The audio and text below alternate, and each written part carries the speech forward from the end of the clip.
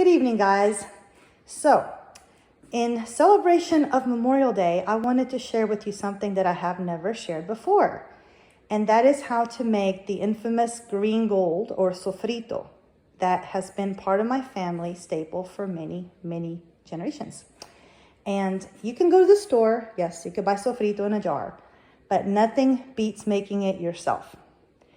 And sofrito is something that does have different variations, but this is my family's recipe and I hope you guys enjoy it. It enhances the flavor of any dish you make, even if it's not Puerto Rican. I put it in my chili. Anytime I make anything with ground beef, I put sofrito in it and it enhances whatever flavor I want. If you're making Italian, put sofrito in the ground beef. If you're making a hamburger, put sofrito in the meat. I'm telling you, it's the best. All right, so let's get started. So these are the ingredients that you're gonna need. And the reason I have so many onions is because I forgot that I had some already, but you can never have too many onions. But anyway, onions, make sure they're fresh. Garlic, fresh garlic. Olive oil. Cilantro. Look at that, that's so good. And bell pepper, okay? That is the basic ingredients of making sofrito.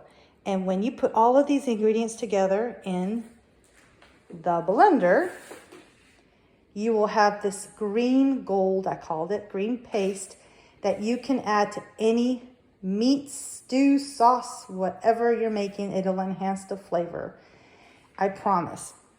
So, I am going to show y'all how to make sofrito, but before I do, just wanted to make sure that you knew all the ingredients. So again, onion, garlic, olive oil, cilantro, and bell pepper.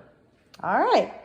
I will try to do either a live video with the help of someone, if I can get them out of the room.